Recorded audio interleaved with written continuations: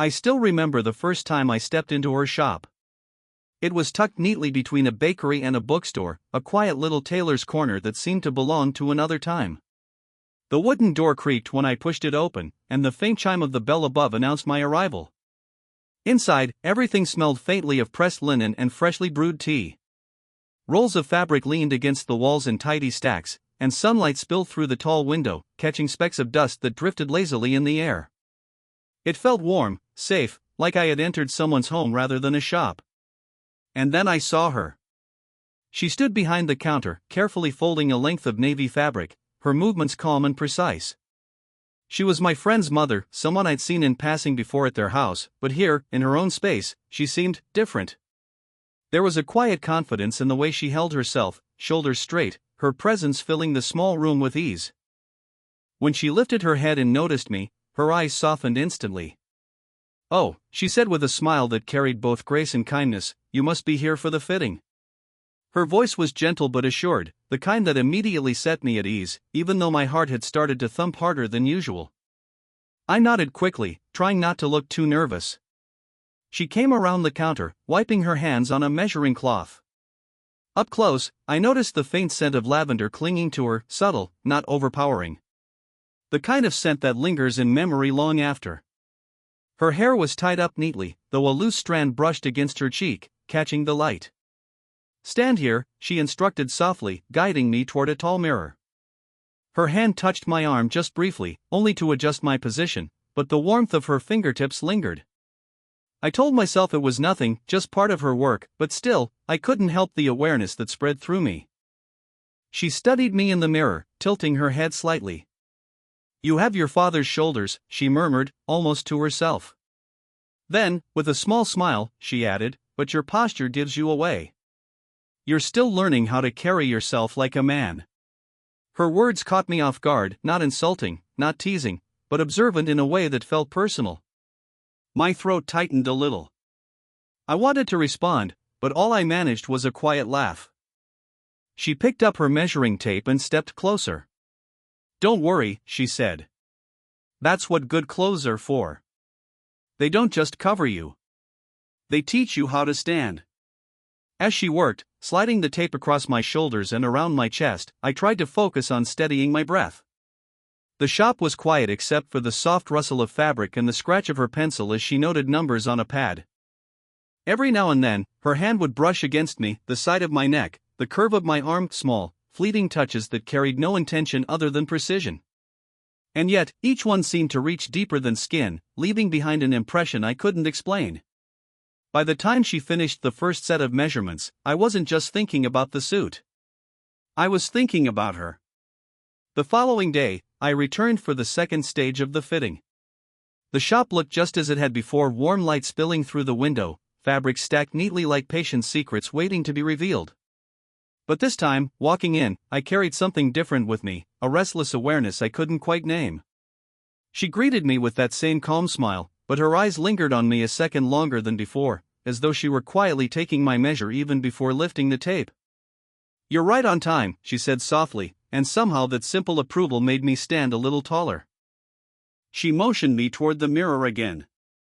I removed my jacket, draping it across the chair, and stood where she asked. The air seemed heavier today, though nothing had changed, same rolls of fabric, same faint fragrance of lavender and tea. It wasn't the room that was different. It was the space between us. She circled me slowly, her measuring tape in hand. First, across the shoulders. Then, around the waist. Her fingers brushed lightly against my side as she tugged the tape snug. I tried to keep my expression neutral, but inside, my pulse had quickened. And then, halfway through, she paused. Her voice came low, thoughtful. "I'll need to measure more than just your size." I blinked, caught off guard. "What do you mean?" I asked, though I already felt the double edge of her words. She smiled faintly, not lifting her eyes from the tape in her hands. "Clothes aren't only about numbers. They're about the person inside them. How he moves. How he carries himself. How he wants to be seen." She looked up then, and for a heartbeat our eyes met in the reflection. Something unspoken flickered there, not unkind, not improper, but undeniably charged. I swallowed hard, unable to find words. She moved on, crouching slightly to mark the length of the trousers. The quiet rustle of fabric filled the room. I stood as still as I could, but every small shift made me acutely aware of how close she was, the warmth of her presence, the faint brush of her hand against my leg as she pinned the fabric. When she leaned in to check the inseam, her breath stirred against the fabric of my shirt. I felt heat rise to my face, though she remained utterly composed, professional. And yet, when she glanced up, her eyes lingered just a second too long before she returned to her task. I tried to focus on the mirror instead, watching myself stand there like a mannequin, but what I saw wasn't just a boy being fitted for a suit. It was someone being studied, weighed, considered, not only in size, but in spirit. When she finally straightened, she gave a small nod, jotting down the numbers in her notebook. "Good," she said quietly. "Now I know what I'm working with." Her words should have sounded ordinary. But instead, they echoed inside me, leaving me to wonder if she had been talking about the suit, or about me. The fitting ended sooner than I expected, but instead of rushing me out the door, she set her measuring tape aside and said gently, "Stay a while. I've just brewed some tea." There was something about the way she said it, not as a polite offer, but as though she genuinely wanted company. I hesitated for a second, then nodded, following her through a narrow archway into the back of the shop. The room was small but cozy, with a single wooden table tucked against the wall, its surface scattered with scraps of fabric and spools of thread. A teapot sat steaming on a tray, and 2 porcelain cups waited beside it. She poured carefully, her hands steady, her movements carrying the same quiet grace I'd noticed when she worked with fabric. "Here," she said, sliding a cup toward me. The steam curled upward, fogging my glasses for a moment, and I had to laugh softly as I wiped them clean. She chuckled too, her laughter low and warm, and for a moment the air felt lighter. We sat across from each other, sipping in the comfortable silence that only 2 people at ease can share. Then, as if something in her softened, she began to talk. She told me about the shop, how it had belonged to her mother before her, how she had learned to stitch before she could even write her name. "Needles and thread were always safer than words," she said with a wistful smile, tracing the rim of her cup. Her voice grew quieter when she spoke of her personal life. She mentioned her son, my friend, with pride, but then her eyes flickered with something deeper. "It's just been the 2 of us for a long time now," she admitted. "After his father left, the shop became more than just work. It became my anchor."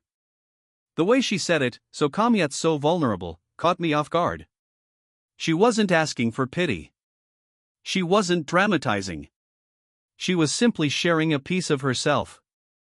And in that moment, I realized how rarely someone might get to see this side of her.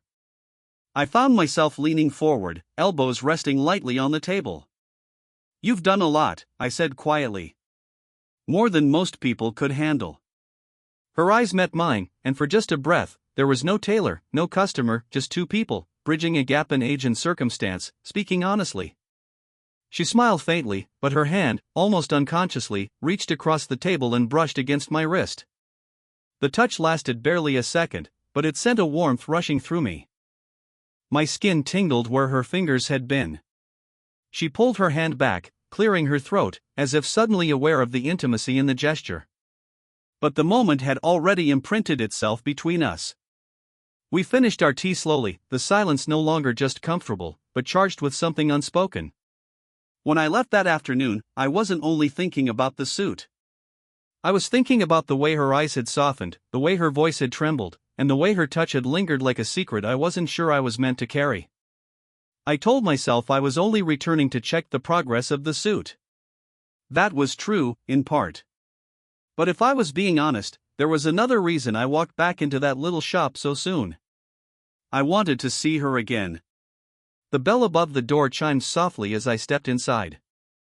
She looked up from the counter where she was sketching a pattern, and her lips curved into that warm, effortless smile that somehow made the shop brighter than the sunlight spilling in. "You're early," she said, tilting her head with a trace of amusement. I shrugged, trying to sound casual. "I figured you might need me for adjustments." She raised a brow as if she saw through my excuse, but said nothing. Instead, she motioned me toward the mirror once more.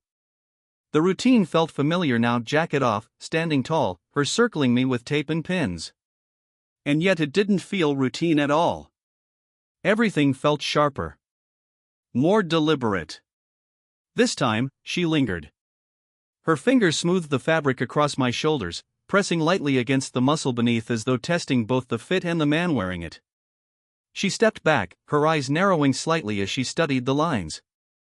"Better," she murmured, half to herself. "You're holding yourself straighter." I almost laughed, but the way she was looking at me stopped me. Her gaze wasn't critical, nor detached, it was searching. As if she was measuring something no tape could capture. She leaned in again, brushing a stray thread from my chest. Her knuckles grazed against me, so lightly it might have been accidental. Still, the warmth of that fleeting touch seemed to burn through the cotton of my shirt. The silence stretched, but it wasn't uncomfortable. It was heavy with awareness, the kind that makes every breath feel louder, every heartbeat more pronounced. I could hear the faint ticking of the old clock on the wall, the scratch of her pencil as she noted something on the pad, the soft swish of her skirt as she moved. At one point, her hair slipped loose from its bun, falling across her cheek. Instinctively, I wanted to reach out and brush it away, but I held still, afraid of breaking the fragile balance between us. She tucked it back with a small, almost shy gesture, a rare glimpse of vulnerability that only deepened the pull I felt toward her. When she finally stepped back, her eyes met mine in the mirror. We didn't speak. We didn't need to. Something passed between us, quiet, unspoken, but undeniable. She broke the moment with a professional nod. "It's coming together well," she said softly, her tone carefully measured. But the faint curve of her lips betrayed a deeper warmth. As I left that day, carrying nothing more than the promise of a finished suit, I realized the shop had become more than a place of tailoring. It had become a place where every glance, every brush of her hand, every silence stretched longer than it should, and meant more than either of us dared to admit. It was during the third fitting that something shifted. She was pinning the sleeve of the jacket, standing close enough that I could feel the brush of her arm against mine as she worked. Her focus was steady, her lips pressed into a line of concentration. But then, all at once, her hands paused. She kept them there, hovering just above my arm, as if she'd forgotten what she was doing. I glanced down at her, and that's when I noticed it, the faint tremble in her fingers, the way her breath caught ever so slightly. Her eyes lifted to mine, uncertain, almost searching. And then, in a voice so quiet I almost thought I'd imagined it, she whispered, "It's strange, working on clothes for someone who reminds me so much of the man I used to dream of." The words hung between us, fragile and dangerous. She blinked quickly, as though realizing too late what she had said. "Forgive me," she added, trying to laugh it off, her cheeks flushing with color. "I shouldn't have said that. It was foolish." But it wasn't foolish. Not to me. I didn't speak right away. Instead, I reached out instinctively, gently placing my hand over hers. Her skin was warm beneath my palm, but I felt the faint tremor that betrayed her composure. For a long moment, neither of us moved. The shop was silent except for the ticking clock on the wall and the faint rustle of fabric. When I finally spoke, my voice was low, careful. "It's not foolish. You don't have to hide what you feel." She shook her head, pulling her hand back only slightly, though she didn't let go completely.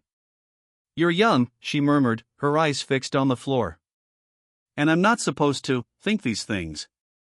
There was pain in her voice, the kind that comes from years of holding herself back, of living carefully within the lines that life had drawn for her.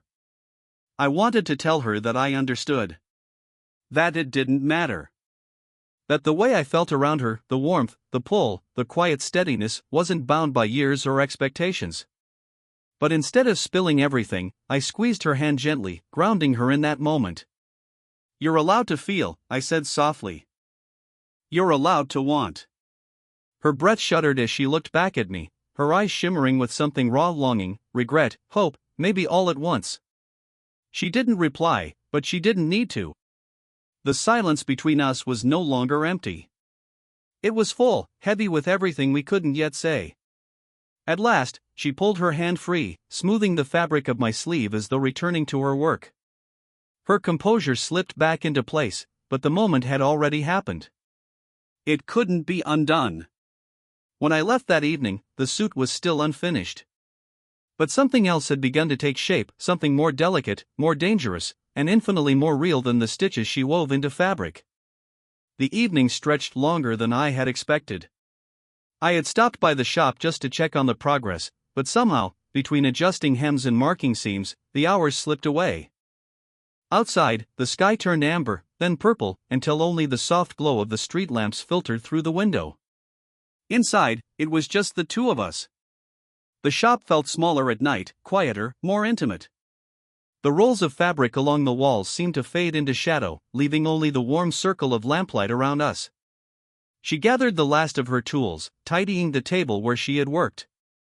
"Thank you for your patience," she murmured, her voice carrying the weariness of the day but also a gentle warmth. "Thank you," I replied, stepping closer to help. I picked up stray pins and folded bits of cloth, wanting to ease her burden, but also wanting a reason to stay near her. Our hands brushed as we reached for the same spool of thread. The touch was accidental, fleeting, but neither of us pulled away right away. My fingers tingled, and when I looked up, I found her watching me. The moment hung there, delicate and unsteady. She was close enough that I could see the faint lines at the corners of her eyes, the small details that spoke of years lived fully. Her hair had loosened again, a dark strand falling across her cheek, and without thinking, I reached out.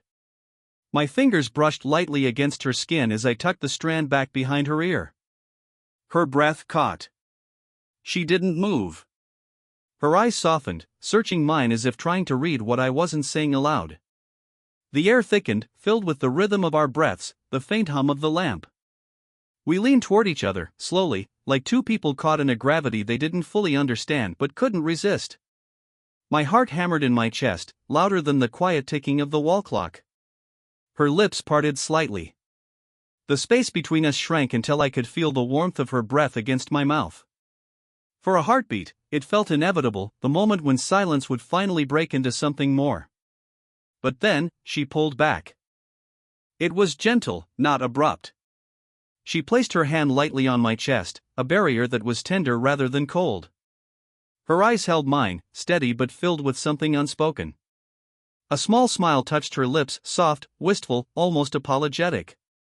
"Not yet," she whispered. Her words weren't rejection.